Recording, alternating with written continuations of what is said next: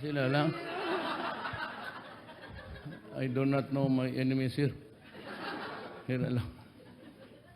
Kindly raise your right hands and repeat after me. I state your name. Having been elected to the position of, solemnly swear that I will and faithfully discharge to the best of my ability the duties of my present position and of all others I may hereafter hold under the Republic of the Philippines. That I will support and defend the Constitution of the Philippines, that bear true faith and allegiance to the same, that will obey the laws, legal orders, and decrees promulgated by the duly constituted authorities of the Republic of the Philippines, and that impose this obligation upon myself without reservation or purpose of evasion.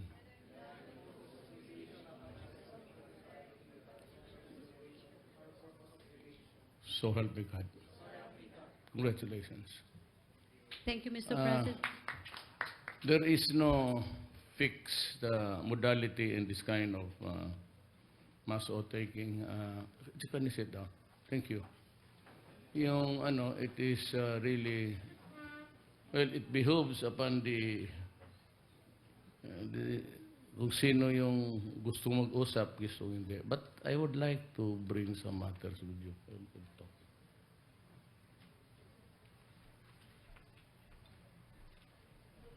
Secretary Martin Adanar, Ms. Jocelyn Montemayor Reyes, the members of the Malacanang Police Corps, Mr. Ralph Eric Dizon, and members of the Malacanang Cameraman Association, Ms. Jack Burgos, and members of the Presidential Photojournalist Association, fellow workers in government, my beloved countrymen. So I am with the press. So what would be the most maybe relevant or pertinent to talk about? Naturally, it would be about press freedom. Press freedom, ang antithesis known is censorship or outright banning. Just like in the dictatorial countries, autocracy, wala yan. It's anathema, yung press freedom. In the Philippines, you have a freedom that is, you can print what you want, label anybody what you would like to do, and slander if you want, because nobody would take you to action, because it will just be a waste of time in court. Always sa gobyerno sinasabi sa amin na the balm of clear conscience would erase everything. Though it does not really apply to its truest form, kasi kaming mga binabanatan, may mga anak kami. Ako, okay lang sa akin. I may call me shit or an asshole. But ang walang yan, ang inyo, kung baliktarin natin ang inyong mga anak, ang medyo nasasaktan. That's the only problem about natitingin ko. Because as President and all others in public office are public properties. So wala tayong niyan. You have to bear it, but there is that fiction that you are elected as President, Mayor, Governor. But in the end, at the end of the day, it does not really. Nilululog mo yan at your only reward is that you have served your country. And in the estimation of everyone, if you have served well, at least those who know you, maganda. Pero hanggang dyan lang. Now, itong sinasabi ni, I am inviting everyone who wants to know about the extrajudicial killing issue. Ang akin lang, extrajudicial issue is directed at government. It is not directed against an NGO. It is not directed against a civilian. Always, yung issue ng extrajudicial killing is always addressed to the government to take care that the government does not abuse and kill, maim, or silence the press. Yan. Ngayon dito sa atin, walang nagpipigil.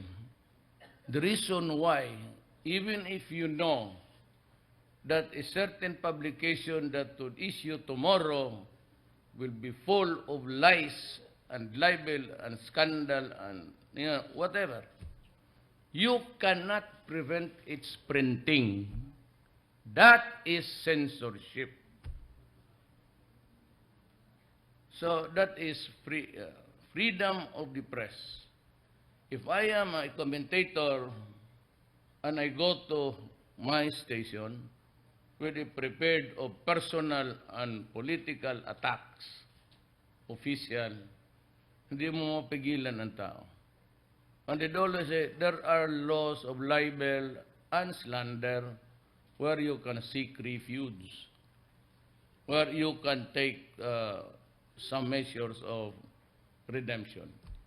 But in truth, wala talaga yan because even to just file a case and to set it for preliminary hearing, and then you go back and forth, and then it goes to the court, and because of the backlogs of thousands of cases, you might be able to have the first hearing this year and the next year, the next hearing. So, what would be the point? The point is, sabihin mo na lang, well, if that is your truth, fine, believe it. Now, I take issue on the sabi kasi ni Delilah na censorship yung conditions pinag-i-impose ko. Look at what it is. A rapporteur, EU, NATO, ano pa dyan, US, UN, they come here. So they go to the human rights. Then they start to read what is there, the dossier and everything. Alam mo, rightly or wrongly, it started with politics. Because I have always been a hardliner when it comes to the penal laws.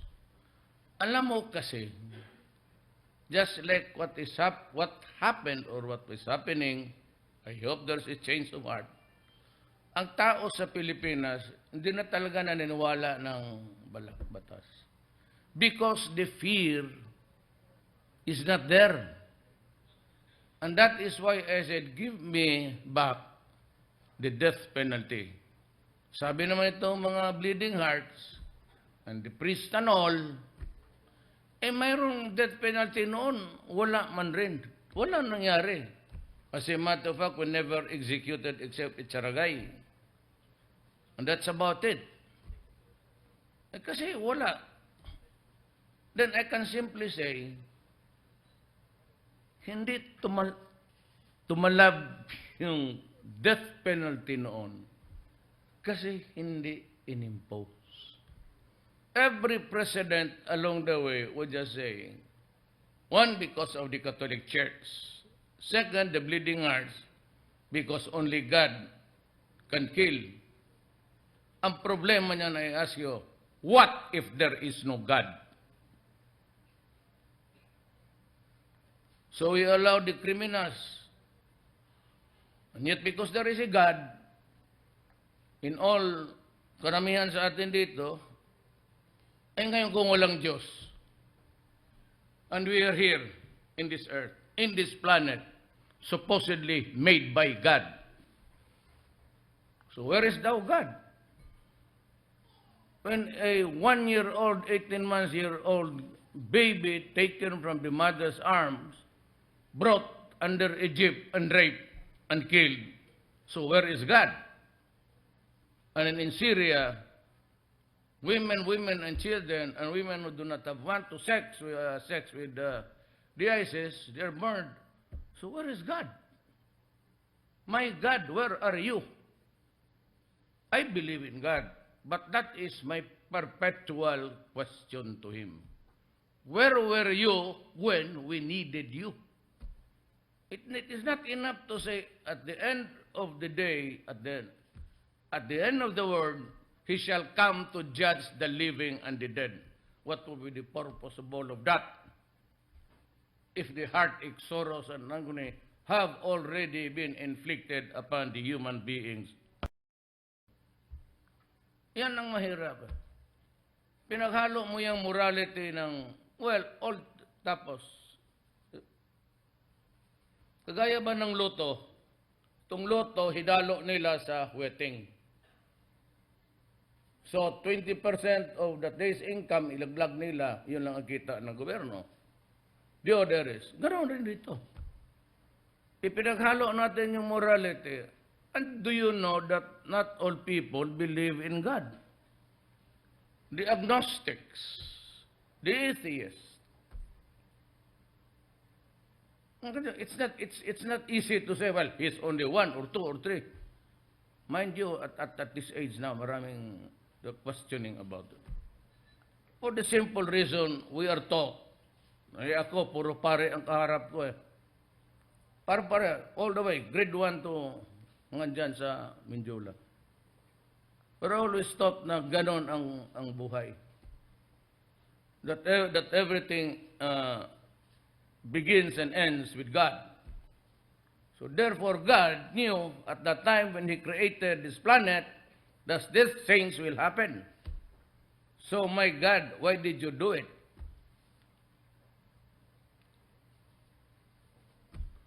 Yung censorship, sinabi ni De Lima, what I'm asking is this.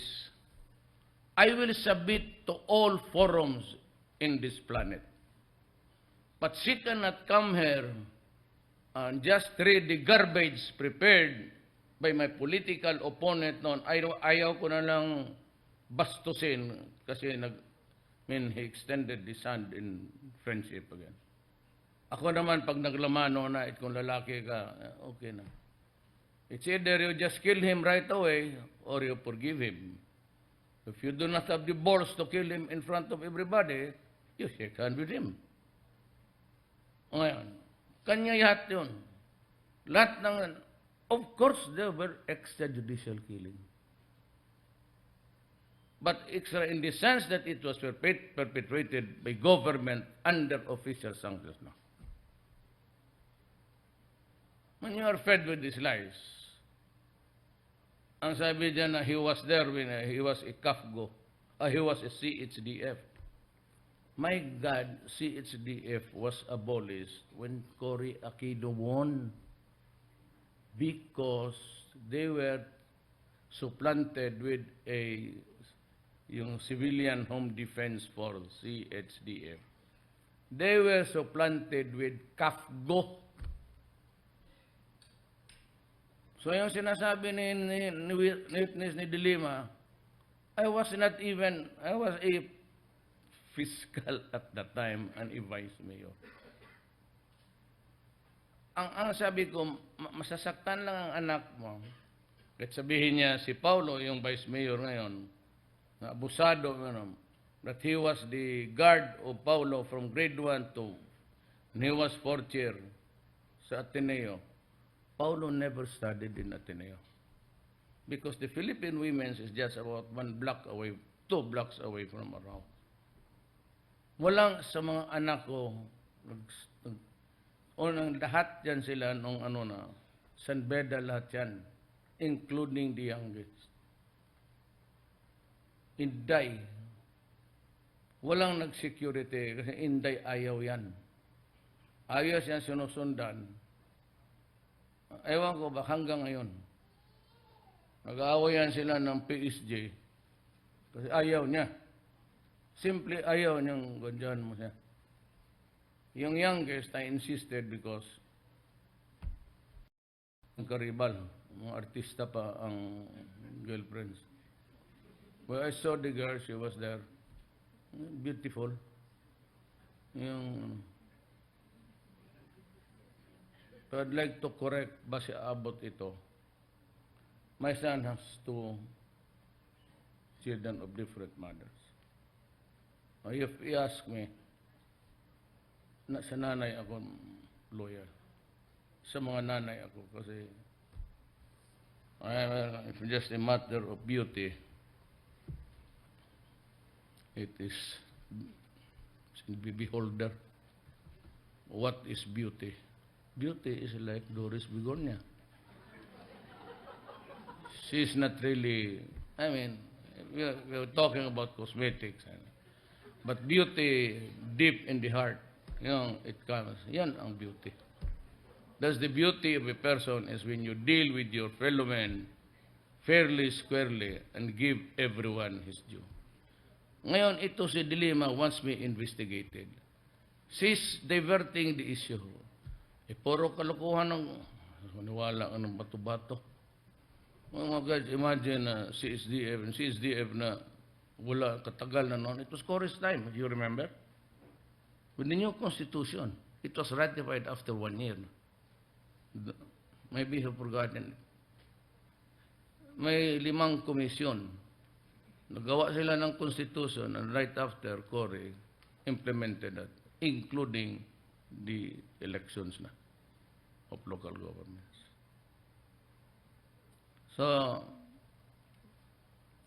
ang gusto ko ganito, investigate me, but let us follow the Philippine jurisdictional requirements.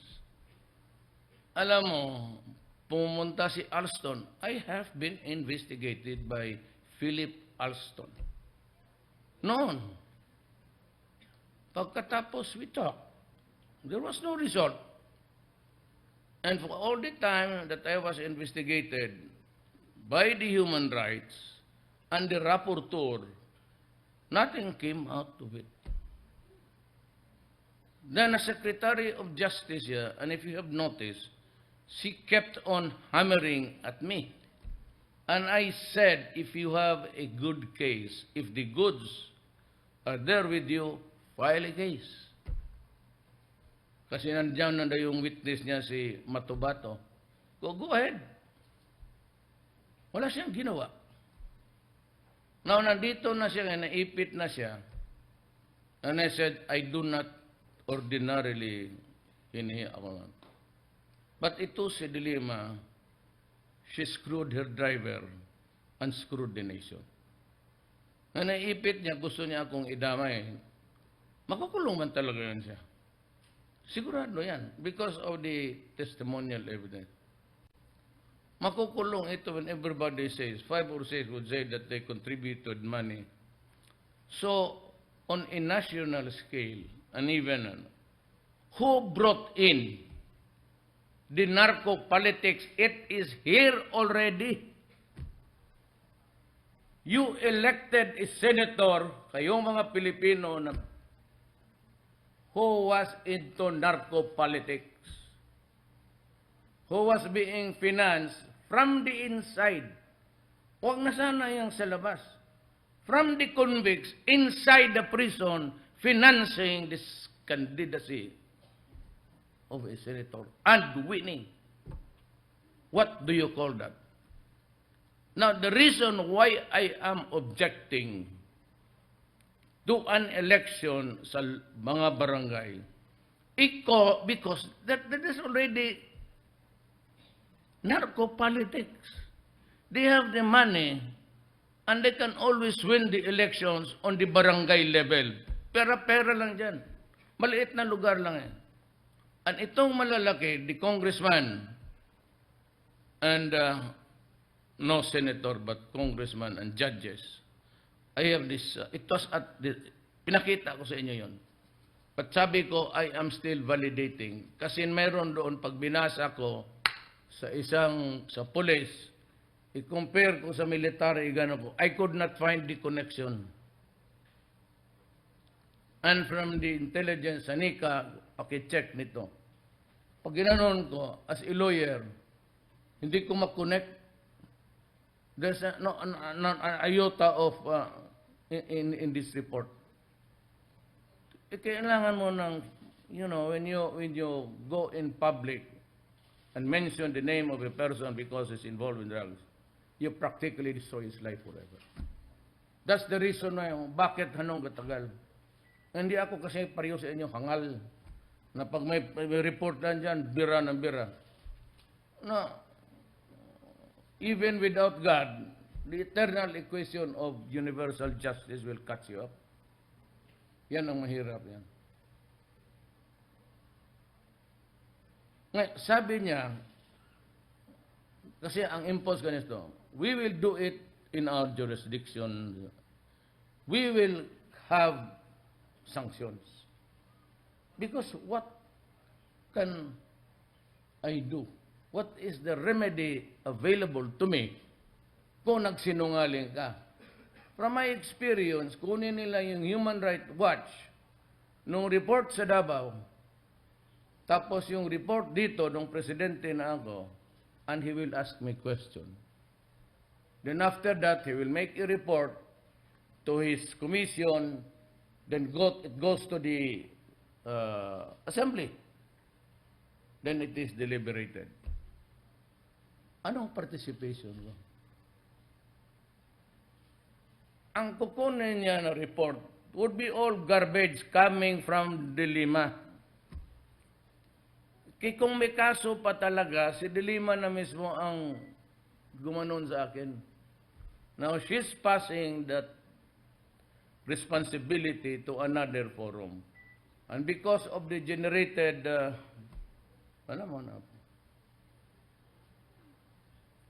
prostitution of journalism, may contact sila, may contact doon, itong milyonarya na babae na because she is offended by what I mean, I am not the mayor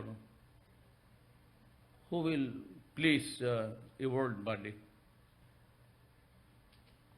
What would be my remedy kung ihat ng garbage na yun ang dali ng reporter doon? I cannot ask question. Kaya ang proposal ko, let us have an open investigation. Diyan, kayong lahat, sumali na kayo. That will be the time that maybe you can ask questions. And I will answer. Then, isahin ko kayo, paupuin dyan, tatanungin ko sa iyo. What was your source? Why do you say extrajudicial killing? Was he connected with government? Was there any order? Have you heard it? When was the killing? Where was it done? And you say 1,000 killing? Tell me, who was the fifth victim? What was his name? Basta si Dilima. A person under.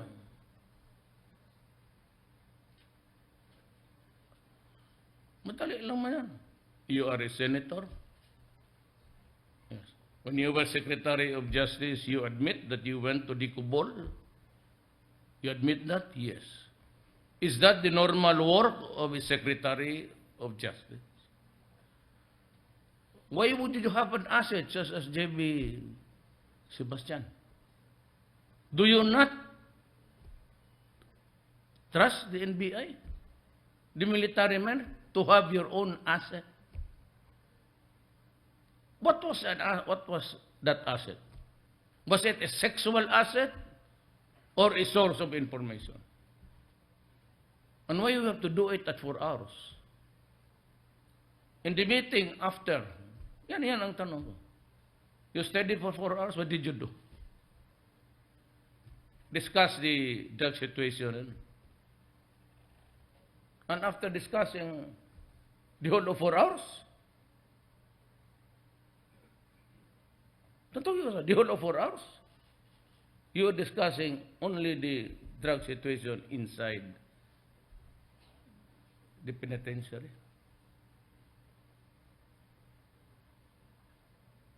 I mean, ko talaga, yan ang gusto ko mangyari. with all this garbage, you sit there and I will ask you. For 4 hours. I'd like to show to you a video. There is a portrayed couple fucking, having sexual intercourse. Who is the man? Of course, you here. Who is the man portrayed there? Was it the one in the couple or the one who was driving you? O di ba ka, ano? You know, in the search for truth, no holds barred yan.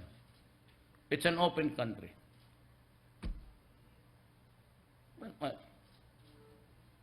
Have you heard this guy, this police, when he shot? Tamang! Oh, utos ni Duterte yan. Ito ang critical ngayon. As that in Davao.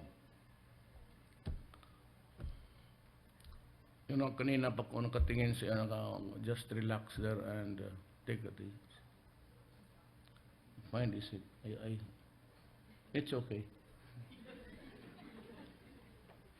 Yeah, hindi ako federal. Politiko lang ang umupo. General. Ngayon yan, I remember when I was yung Rahas Suliman, called the Port of Davao. Ang commander, captain of the ship was Willie Wong, Navy. Navy mo siguro ito siya. Tapos yung nandiyan na, umakyat na bisita. I was ushered to the lounge dyan sa labas. Si Toto Goles, siya yung deputy. Pag upo namin ni Willie, Admiral, retired, we talked about for 4 hours. Si Toto, nakaganon lang. Tapos sinabihan pa siya, stand straight. Diyan nakaslaut siya. Naging ano yan, FOIC rin. FOIC is the flag officer of, yan ang commanding general nila. Yan ang, hindi ko kasi pwede na sabihin, I will just allow garbage to be received, then brought to the UN, tapos atakihin ako ng ganon. Makabastusan talaga tayo. Sinabi mo. Kasi garbage yun eh. I could not even check kung sino yung... When I was governor, wala kaming security. When I was mayor. Why? Because when my father was governor, he never allowed it for us. Years 56 to 57, my father was the governor of Davao City. It was only one. He would not even allow us to sit in his car, even if it is parked. Natapos na lang siya sa Asia. And never rode. We were never allowed to ride in a government property. Yan ang tinatawag delikadesa. Wala akong inassign. Except for if yung bombing noon sa airport. Kasi nga may nangamatay, tapos, retaliation. Like the one that happened in Davao. I knew that it was going to explode. But I have to do my job. The Abu Sayyaf were decapitating people like they were just fowls and pigs and goats. And there will be no talks. Tama ang armed forces rejecting a amnesty for. I will never. There will never be an amnesty for so much. Yan ang. So everybody who will testify, they can call the rapporteur, can call anybody from the defense secretary down to lahat, pati yung PNP. Walang gagong magpatay, binabalot pa. My government is not into business of making